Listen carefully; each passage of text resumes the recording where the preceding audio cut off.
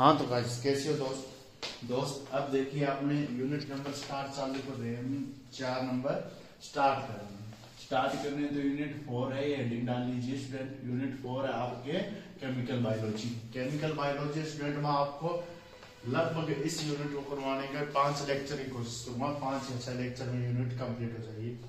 तो बायोपॉलीमर्स क्या होते हैं student? Bio plus polymer. Polymer तो पता है आपको, जब बहुत सारी मोनोमेरिक यूनिट मिल जाती है तो एक पॉलीमर का निर्माण करती है। लेकिन बायो क्या है? बायो का मतलब होता है बायोलॉजी। बायोलॉजी में आपके प्लांट भी आते हैं, एनिमल भी आते हैं, दोनों में आते हैं। तो उसमें क्या होता है स्टूडेंट, जब बायो यानी बायो मतलब पॉलीमर का बायोलॉजिकल रूप से उपयोग किया जा सके, बायोपॉलीमर के स्टूडेंट विभिन्न टेक्निक आएगी, वो अपन पढ़ेंगे। इसमें कौन कौन सी आएगी और उसके बाद अपन स्टूडेंट पढ़ेंगे इसमें बायोपॉलीमर की टेक्निक के बाद में इलेक्ट्रोफोरेसिस, उसके बाद में हाइड्रोगेनिक बायोपॉलीमर की टेक्निक होती है, वो पढ़ेंगे। तो स्टूडेंट यहाँ पर सबसे पहले हेडिंग डाल दीजिए बायोपॉलीमर। बायोपॉलीमर क्या है? तो बायोपॉलीमर लिखिए बायो प्लस पॉलीमर। बायोपॉलीमर 2 शब्दों से मिलकर बना हुआ है, 2 शब्दों से मिलकर बना हुआ है। Bio plus polymer, bio plus polymer, bio plus polymer. Polymer जब बहुत सारी मोनोमेरिक यूनिट या एकल इकाई आपस में जुड़ जाती है तो पॉलीमर का निर्माण होता है। तथा बायोपॉलीमर इनके यूजेस के आधार पर इनको कहा जाता है। इसमें लिखिए बायोपॉलीमर के निम्नलिखित या इल्यूसिडेशन कर सकते हैं अपन इसका। बायोपॉलीमर का इल्यूसिडेशन करने पर निम्नलिखित इसके क्या है? कैरेक्टरिस्टिक है। देखिए स्टूडेंट, सबसे पहले बॉडी इम्प्लांटेशन फर्स्ट लिखिए। इसमें इसे बॉडी में इम्प्लांट आसानी से किया जा सकता है। कुछ पॉलीमर ऐसे होते हैं जो बॉडी में इम्प्लांट या रोपित किए जा सकते हैं। दूसरा लिखिए प्रोस्थेटिक फंक्शन। दूसरा लिखिए इसका दूसरा कार्य है प्रोस्थेटिक फंक्शन। तीसरा लिखिए बायोपॉलीमर को डायग्नोस्टिक मतलब होता है निदान वाला क्षेत्र। ठीक है, निदान क्षेत्र मतलब इनका कोई बीमारी दूर करनी है, मेडिकल साइंस में उपयोग किया जा सकता है। इसके बाद में सर्जिकल यानी सर्जरी रूम में उपयोग, और उसके बाद में लिखिए थेरापेटिक एप्लीकेशन, और इसका थेरापेटिक एप्लीकेशन में भी उपयोग किया जा सकता है। इसके बाद लिखिए बायोमटेरियल यानी बायो के material metal, ceramics and polymers. Biomaterial में कौन कौन से आते हैं? सिरेमिक्स आते हैं और बायोमटेरियल और पॉलीमर आते हैं। इसके बाद में लिखिए कैरेक्टरिस्टिक ऑफ बायोपॉलीमर्स। ये इंपॉर्टेंट इसमें पूछ लिया जाता है 1 नंबर में। 2 कैरेक्टरिस्टिक बताई, 3 बताई, एप्लीकेशन बताऊंगा मैं आपको। यहाँ पे देखिए स्टूडेंट लिखिए कैरेक्टरिस्टिक ऑफ बायोपॉलीमर। सबसे पहली बात ये प्योरिटी है। बायोपॉलीमर क्या करते हैं? कोई भी आपके अंग के साथ जुड़ जाए, टिश्यू के साथ जुड़कर उसको प्योरिटी प्रदान करेंगे, और इसको रिप्रोड्यूसिबिलिटी यानी इसको दोबारा से क्या कर दिया जा सकता है? निर्माण किया जा सकता है। दूसरी बात स्टूडेंट, बायोपॉलीमर को अपन ब्लड के साथ कनेक्ट कर सकते हैं। ब्लड टिश्यू के साथ कनेक्ट करते हैं तो जो कोशिकीय ऊतक होता है या सेलुलर टिश्यू होता है उसको ये कोई डैमेज नहीं पहुंचाता। तीसरी बात क्या होती है स्टूडेंट? बायोपॉलीमर क्या होते हैं? इनकी शेप होती है ना स्टूडेंट, उनमें अदल बदल की जरूरत नहीं है। ये क्या कहते हैं? वैसे के वैसे बने रहते हैं। तो फर्स्ट कैरेक्टरिस्टिक लिखिए प्योरिटी एंड रिप्रोड्यूसिबिलिटी। ठीक है। दूसरे लिखिए इसकी बायोपॉलीमर की हमें ऑप्टिमम लेवल की केमिकल व फिजिकल प्रॉपर्टी देखने को मिलती है, यानी उच्च लेवल की इसकी केमिकल व फिजिकल प्रॉपर्टी है। इसके बाद लिखिए 3 नंबर लिखिए एजी स्टेरिलाइजेशन, यानी ये क्या है? एजी स्टेरिलाइजेशन है, इसका बंधीकरण।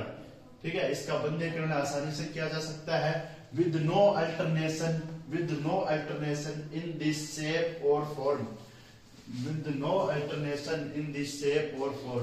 ये बताना चाहता है कि जब बायोपॉलीमर किसी टिश्यू के साथ जुड़ जाता है तो इसकी शेप व फॉर्म में किसी प्रकार का चेंज करने की आवश्यकता नहीं है। इसके बाद बायोपॉलीमर्स जब ब्लड के कांटेक्ट में आता है तो यह ब्लड के सेलुलर एलिमेंट या ब्लड में जो कोशिकीय एलिमेंट होता है, जैसे आपके मैग्नीशियम पाया जाता है ना, जैसे फेरस पाया जाता है, उसको डैमेज नहीं करता है। बायोपॉलीमर है। एग्जांपल में एंजाइम व प्रोटीन में भी बायोपॉलीमर पाया जाता है, एंजाइम व प्रोटीन। इसके बाद में लिखिए student application of biopolymer, biopolymer की एप्लीकेशन किस प्रकार से है। इसके बाद में लिखिए बायोपॉलीमर की एप्लीकेशन, इसमें लिखिए बायोपॉलीमर का most widely use medical science के रूम में किया जाता है, मेडिकल साइंस में किया जा सकता है या फार्मास्यूटिकल इंडस्ट्री में किया जा सकता है। अब स्टूडेंट मैं आपको कुछ एक स्टूडेंट कंपाउंड लिखाऊंगा और उनका यूज लिखवाऊंगा, वो देखिए स्टूडेंट किस प्रकार से होगा। हाँ तो गाइस अब देखिए इसकी एप्लीकेशन क्या है। एप्लीकेशन में अपने क्या लिया, बायोपॉलीमर लिए और उनकी एप्लीकेशन बन गया। तो सबसे पहले आता है पॉलीयूरेथेन। पॉलीयूरेथेन बायोपॉलीमर होता है स्टूडेंट, वो हार्ट दर यानी हृदय की दर, ब्लड फिल्टर करने में काम आता है और आर्टिफिशियल हार्ट, कृत्रिम हार्ट के रूप में काम आता है स्टूडेंट। ठीक है, कौन सा आता है, पॉलीयूरेथेन। दूसरा आता है पॉलीडाइमिथाइल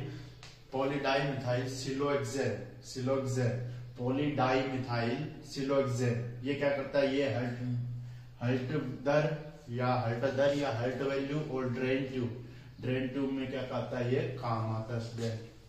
हार्ट दर को क्या करता है, ये नापता है स्टूडेंट। इसके बाद में पॉलीमिथाइल मेथा ये होता है स्टूडेंट एक्राइलेट। अपन किसको कहते हैं, 3 कार्बन या 4 कार्बन, ब्यूटाइल 3 कार्बन को एक्राइलेट कहते हैं। ठीक है, डबल बॉन्डेड कार्बन मतलब पॉलीमिथाइल मेथा एक्राइलेट। इसमें क्या होता है स्टूडेंट, कॉन्टैक्ट लेंस, संपर्क लेंस होते हैं, उसमें काम आता है। और जो डेंटल एक्टिविटीज होती है, दांत से संबंधित जितनी भी, उसमें क्या आता है, पॉलीमिथाइल एक्राइलेट का बायोपॉलीमर काम में आता है। इसके बाद आता है पॉलीइथाइलिन यानी इथाइलिन, इन मतलब CH2 और 2 वैलेंसी खाली। तो इसके बहुत सारी क्या जुड़ी है स्टूडेंट, बहुत सारी क्या है आपस में यूनिटें जुड़ी है। वो क्या आती है, डिस्पोजेबल सिरिंज यानी सिरिंज आती है ना, जो अपन निडल बता रहा हूँ आपके इंजेक्शन का सिरिंज आती है, उसमें कौन सा होता है, पॉलीइथाइलिन बायोपॉलीमर होता है जिसमें सिरिंज बनती है। उसके बाद पॉलीप्रोपाइलिन होता है बायोपॉलीमर, उसका उपयोग हार्ट वैल्यू ब्लड फिल्टर्स। मेरी मानो तो आप स्टूडेंट आपसे एप्लीकेशन पूछ ले 1, 2, 3 और 4 याद कर ले जाना।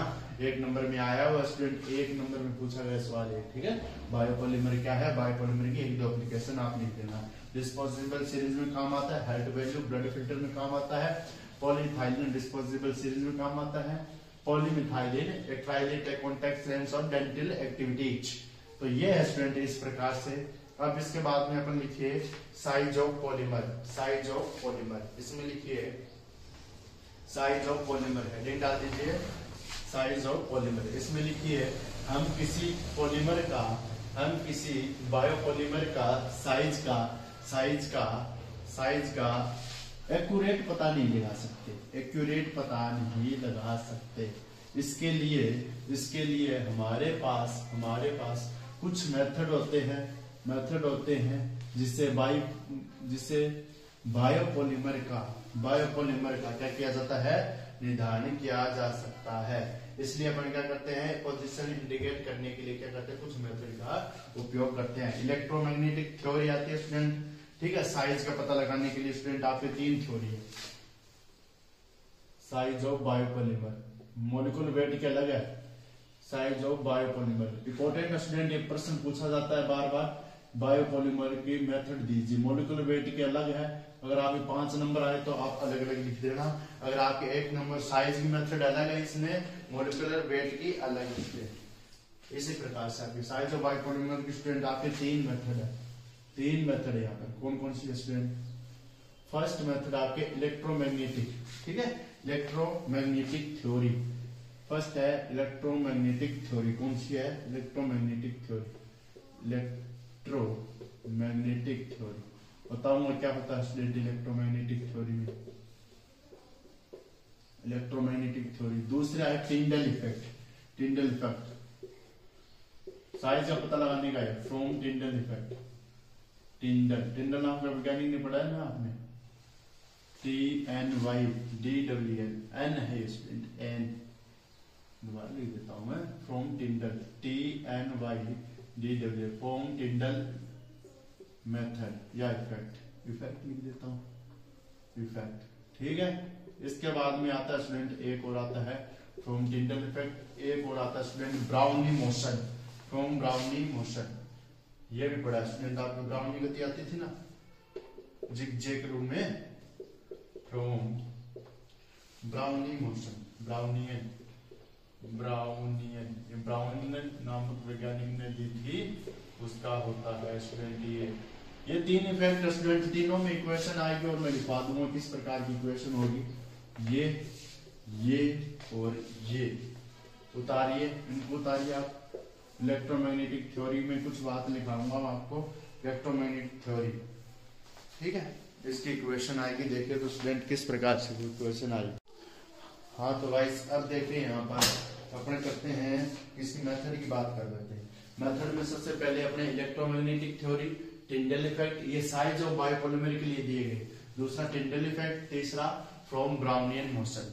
इनको बताऊंगा। इलेक्ट्रोमैग्नेटिक मेथड स्टूडेंट लाइट पर बेस्ड था। इसने बताया कि कोई भी वेवलेंथ है अपन गुजारते हैं तो वो बायोपॉलिमर के जो मिनिमम अब्जॉर्प्शन पे होगी उसके इक्वल होगी या उस पर वह लाई करेगी या सफर करेगी। इसे √3/4 से अपन डिनोट करते हैं, इसने बताया था।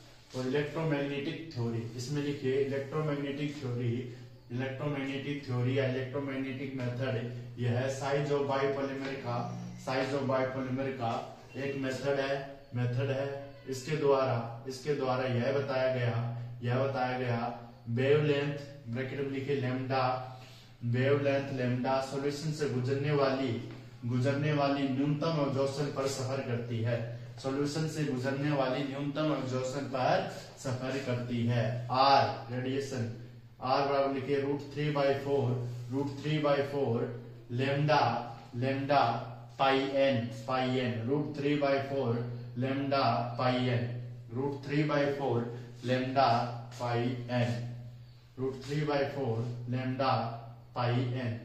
इसमें लिखिए n बराबर refractive index of dispersion media, R क्या है refractive index of dispersion media.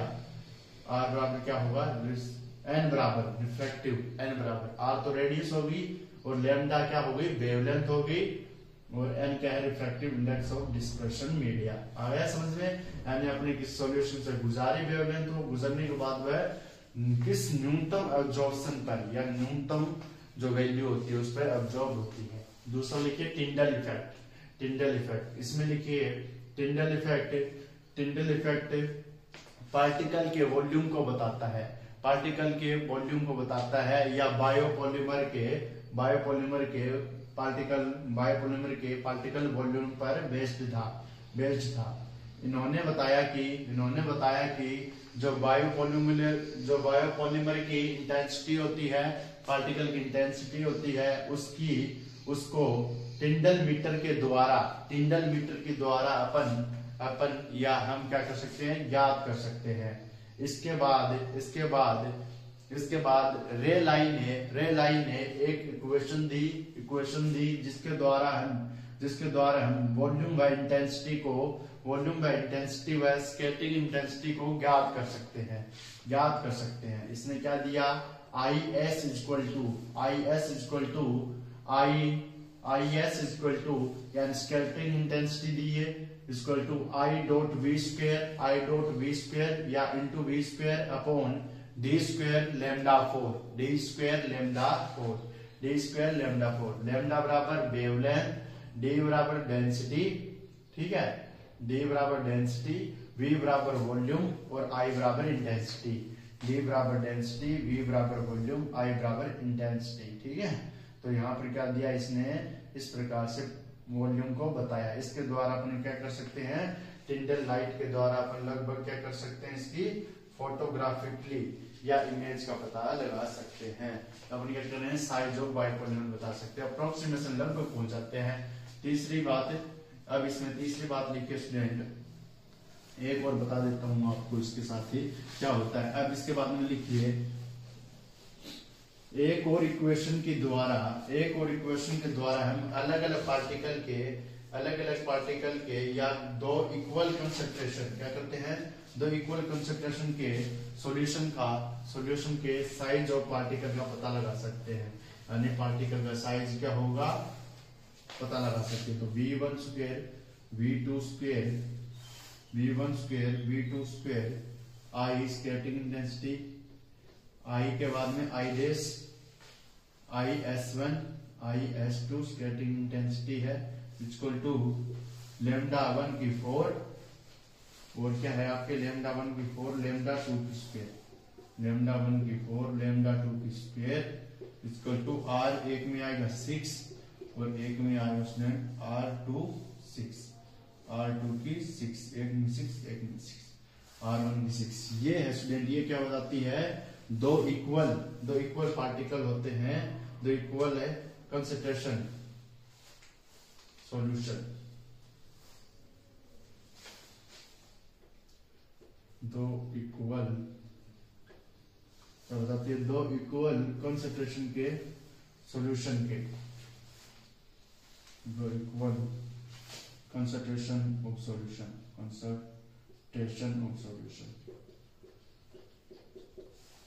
Biopolymer. जो बायोपॉलीमर होता है उसकी क्या बताती है अगर इक्वल कंसंट्रेशन है अपने पास तो अपन क्या कर सकते हैं इंटेंसिटी है दो अलग अलग ज्ञात कर सकते हैं, एक की S1 एक की S2। S1 S2 क्या है स्कैटरिंग इंटेंसिटी एक की लेंथ की दूसरे की, ये वॉल्यूम है, ये लेमडा वेवलेंथ है, R1 radius of biomolecular particle.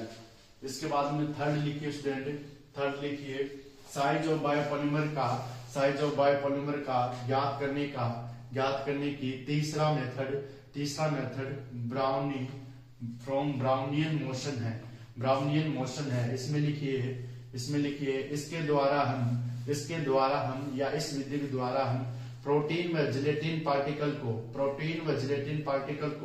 Liquid medium में